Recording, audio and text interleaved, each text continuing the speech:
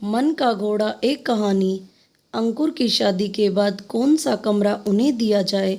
सभी कमरे मेहमानों से भरे हैं, बस एक कमरा ऊपर वाला खाली है। अपने बड़े बेटे अरुण से चाय पीते हुए सविता बोली, अरे माँ, इसमें इतना क्या सोचना, हमारे वाला कमरा न्यूली वेड के लिए अच्छा रहेगा, हम ऊपर वाले कमरे में शिफ्ट हो जाएंगे। अरुण तुरंत बोला।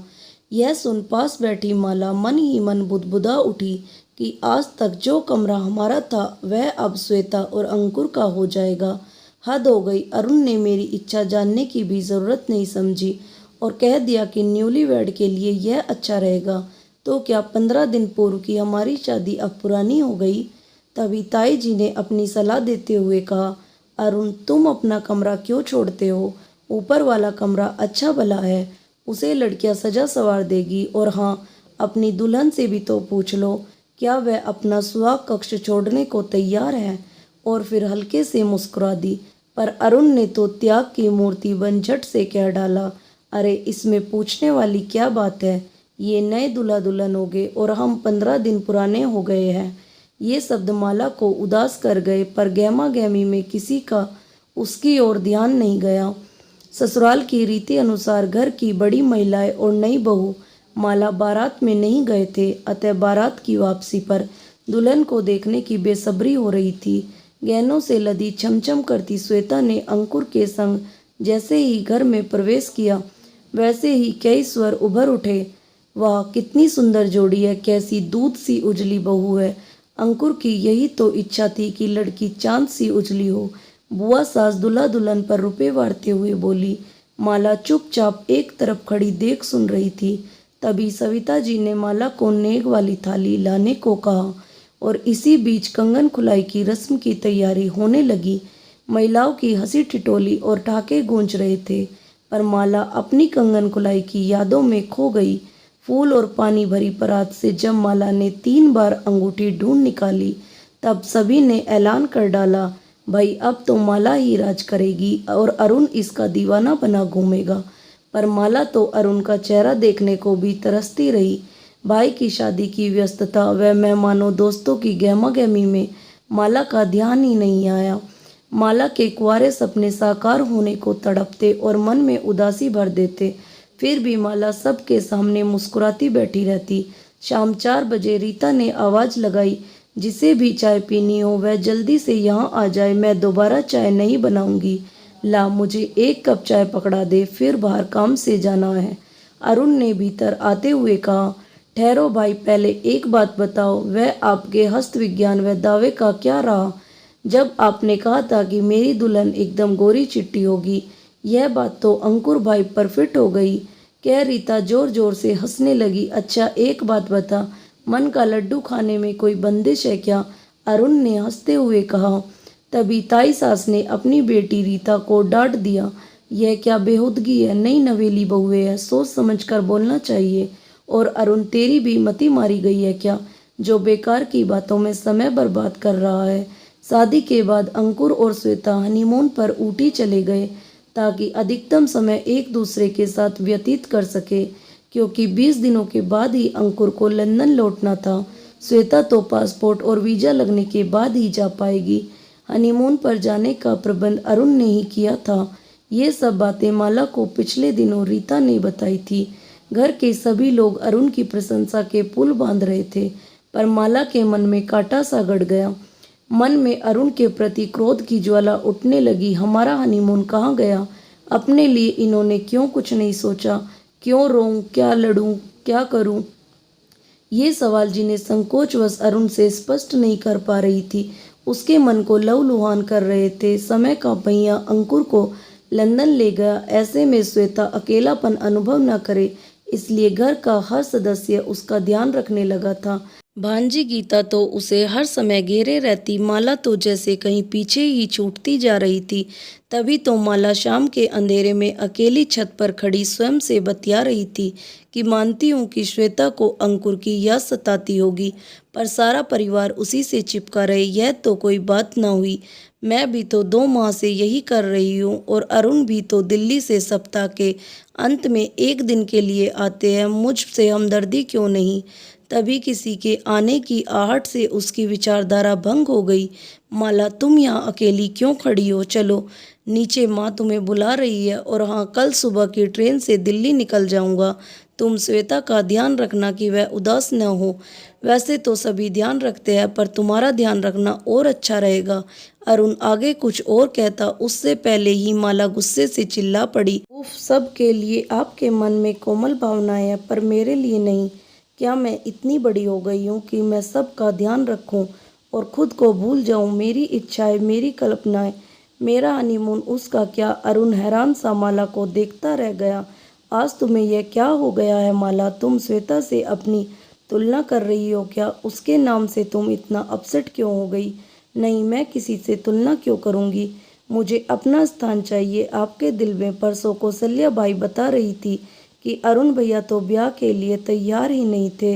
वह तो माँ जी 3 साल से पीछे लगी थी, तब उन्होंने हामी भरी थी। तो क्या आपके साथ शादी की जबरदस्ती हुई है? और उस दिन रीता ने जो हस्त विज्ञान वाली बात कही थी, इससे लगता है कि आपकी चाहत शायद कोई और थी, पर तुम औरतों का दिमागी घोड़ा बिना लगाम के दौड़ता है। तुम इतनी छोटी छोटी व्यर्थ की बातों का बतंगड़ बनाना छोड़ो और मन शांत करो। अब नीचे चलो, सब खाने पर इंतजार कर रहे हैं। वह दिन भी आ गया जब माला अरुण के साथ दिल्ली आ गई।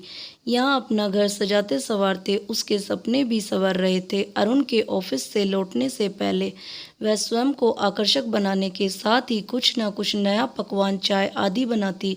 फिर दोनों की गप्पों व कुछ टीवी सीरियल देखते देखते रात गहरा जाती तो दोनों एक दूसरे के आगोश में समा जाते। हाँ, एक बार छुट्टी के दिन माला ने दिल्ली दर्शन की इच्छा भी व्यक्त की थी। तो ये रोमानी घड़ियाँ साथ बिताने के लिए है। हमारा हनीमून पीरियड है ये। फिर दिल्ली तो घूमना होता ही रहेगा जाने मन। अरुण का यह जवाब गुदगुदा गया था। शनिवार की छुट्टी में अरुण अलसाया सा लेटा था कि तभी मोबाइल बज उठा। अरुण फ़ोन उठाकर बोला, हेलो, अच्छा ठीक है, मैं कल स्टेशन पहुंच जाऊंगा, ओके बाय। किसका फ़ोन था? चाय की ट्रे लेकर आती माला ने पूछा। श्वेता का, वह कल आ रही है, उसे मैं रिसीव करने जाऊंगा, कह अरुण ने चाय का कप उठा लिया। श्वेता के आने की खबर से माला का उदास चेहरा अरुण से छिपा ना रह सका। क्या हुआ अचानक, तुम गुमसुम सी क्यों हो गई? अरुण ने उसकी ओर देखते हुए पूछा। अभी दिन ही कितने हुए हैं हमें साथ समय बिताते कि? अरे यार, उसके आने से रौनक हो जाएगी। कितना हंसती बोलती है, तुम्हारा भी पूरा दिन मन लगा रहेगा। सारा दिन अकेले बोर होती हो? माला की बात बीच में ही काटते हुए अरुण ने कहा। माला चुपचाप चाय की ट्रे उठाकर रसोई की ओर बढ़ गई। फिर वही श्वेता, क्या वह अपने मायके या ससुराल में नहीं रह सकती थी कुछ महीने? फिर चली आ रही है दाल भात में मसूल चंद। खैर, मुस्कुराहट तो ओढ़नी ही होगी, वरना अरुण ना जाने क्या सोचने लगे। मन ही मन सोच माला नाश्ते की तैयारी करने लगी। छुट्टी के दिन अरुण श्वेता और माला को एक मॉल में ले गया। वहाँ की चहल पहल और भीड़ का कोई छोर ही ना था। श्वेता की खुशी देखते ही बन रही थी। भाभी, आप तो बस जब मन आए यहीं चली आया करो, यहाँ शॉपिंग का मजा ही कुछ और है। माला की ओर देखकर उसने कहा, मुझे तो अरुण पहले कभी यहाँ लाए ही नहीं, यह सब तो तुम्हारे कारण हो रहा है। माला उदासी भरे स्वर से बोली। अच्छा, श्वेता का स्वर उत्साहित हो उठा। वहीं मॉल में खाना खाते हुए श्वेता की आंखें चमक रही थी। बोली, वाह, खाना कितना स्वादिष्ट है। इस पर अरुण ने हंसकर कहा, मुझे मालूम था कि श्वेता तुम एंजॉय करोगी, तभी तो यहाँ लंच लेने की सोची। और मैं, माला ने अरुण से पूछ ही लिया। अरे, तुम तो मेरी अर्धांगिनी हो, जो मुझे पसंद है वही तुम्हें भी पसंद आता है। अब तक मैं यह तो जान ही गया हूँ, इसलिए तुम्हें भी यहाँ आना तो अच्छा ही लगा होगा। बुधवार की सुबह अखबार थामे श्वेता बोली, बिग बाजार में 50% की बचत पर सेल लगी है। भैया, मुझे 5,000 दे देंगे? 2,000 तो है मेरे पास। मैं और भाभी ड्रेसेस लाएंगे। ठीक है ना भाभी, लंदन में यही ड्रेसेस काम आ जाएगी। हाँ हाँ, क्रेडिट कार्ड ले लेगी माला, दोनों शॉपिंग कर लेना। माला अरुण का मुंह पाए खड़ी देखती रह गई कि क्या ये वही अरुण है जिन्होंने कहा था कि पहले शादी में मिली ड्रेसेस को यूज़ करो, फिर नहीं खरीदना। तो क्या श्वेता को ड्रेसेस का ढेर नहीं मिला है शादी में? ये छोटी मोटी बड़ी बातें, माला का मन कड़वाहट से भरती जा रही थी। उस दिन तो माला का मन जोर से चिल्लाना चाहा था। जब श्वेता बिस्तर में सुबह 9 बजे तक चैन की नींद ले रही थी और वह रसोई में लगी हुई थी, तभी अरुण ने श्वेता को चाय देकर जगाने को कह दिया। वह जानती थी कि अरुण को देर तक बिस्तर में पड़े रहना पसंद नहीं, फिर श्वेता से कुछ भी क्यों नहीं कहा जाता। मन में उठता विचारों का ज्वार स्वागरात की ओर बहा ले गया कि मुझे तो प्रथम मिलन की रात्रि में प्यार के पलों से पहले संस्कार, परिवार के नियमों आदि का पाठ पढ़ाया था अरुण ने। फिर तभी चाय उफनने की आवाज़ उसे वर्तमान में ले आई। मैं आज और अभी अरुण से पूछ कर ही रहूँगी, सोच माला बाथरूम में सेव करते अरुण के पास जा खड़ी हुई। क्या बात है, कोई काम है क्या? सेविंग रोक अरुण ने पूछा। क्या मैं जबरदस्ती आपके गले मड़ी गई हूँ? क्या मुझ में कोई अच्छाई नहीं है? अरुण हाथ में सेविंग ब्रश लिए हैरान सा खड़ा रहा, पर माला बोलती रही। हर समय बस श्वेता श्वेता, मुझसे तो परंपरा निभाने की बात करते रहे और इसका बिंदासपना अच्छा लगता है। आखिर क्यों? माला का चेहरा लाल होने के साथ साथ आंसुओं से भीग चला था। तुम्हारा तो दिमाग खराब हो गया है।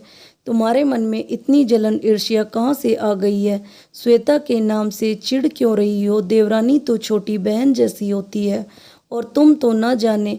बस फिर शुरू हो गया है। मेरे लिए आपका प्रवचन, उसकी हर बात गुणों से भरी होती है और मेरी बुराई से कह पांव पटकती माला अपने कमरे में चली गई। अरुण बिना नाश्ता किए वह लंच टिफिन लिए ऑफिस चला गया। उस दिन माला को माइग्रेन का अटैक पड़ गया। सिर दर्द धीरे धीरे बढ़ता उसकी सहन शक्ति से बाहर हो गया। उल्टियों के साथ साथ चक्कर भी आ रहा था। श्वेता ने मेडिकल किट छान मारी पर दर्द की कोई गोली नहीं मिली। उसने अरुण को फ़ोन किया तो सेक्रेटरी ने बताया कि वे मीटिंग में व्यस्त है। इधर माला अपना सिर पकड़े रोए जा रही थी। तभी श्वेता 10 मिनट के अंदर ऑटो द्वारा मेडिकल स्टोर से दर्द की दवा ले आई और कुछ मान मुनाहर तथा कुछ जबरदस्ती से माला को दवा खिलाई। माथे पर बाम मलकर धीरे धीरे सिर माथे को तब तक दबाती रही जब तक माला को नींद नहीं आ गई। करीब 2 घंटे बाद माला की आंखें खुली। तबीयत में काफ़ी सुधार था, सिर हल्का लग रहा था। उसने उठकर इधर उधर नज़र दौड़ाई तो देखा श्वेता 2 कप चाय व स्नैक्स लेकर आ रही है। अरे भाभी, आप उठो नहीं, यह लो चाय और कुछ खा लो। शाम के खाने की चिंता मत करना, मैं बना लूँगी। हाँ, आप जैसा तो नहीं बना पाऊँगी पर ठीक ठाक बना लूँगी, कह उसने चाय का प्याला माला को थमा दिया। माला श्वेता के इस व्यवहार को देख उसे ठगी सी देखती रह गई। क्या हुआ भाभी? मुझे माफ़ कर दो श्वेता, मैंने तो ना मालूम क्या क्या सोच लिया था। तुम्हें प्रतिद्वंदी के रूप में देख रही थी और नहीं नहीं भाभी, और कुछ मत कहिए आप। अब मैं आपसे कुछ भी नहीं छुपाऊंगी। सच में ही मुझे अपने रंग रूप पर अभिमान रहा है। मुझ में उतना धैर्य नहीं जितना आप में है, इसलिए मैं आपको चिढ़ाने के लिए अपने में व्यस्त रही, आपकी कोई मदद नहीं करती थी। भाभी, आप मुझे माफ़ कर दीजिए। आज से हम रिश्ते में भले ही देवरानी जेठानी है पर रहेगी छोटी बड़ी बहनों की तरह। और फिर दोनों एक दूसरे के गले से लग गई। सच श्वेता, मैं आज से अपने मन को गलत दिशा की तरफ भटकने से रोकूंगी और तुम्हारे भैया से भी माफ़ी मांगूंगी। अब श्वेता व माला एक दूसरे को देखकर मुस्कुरा रही थी।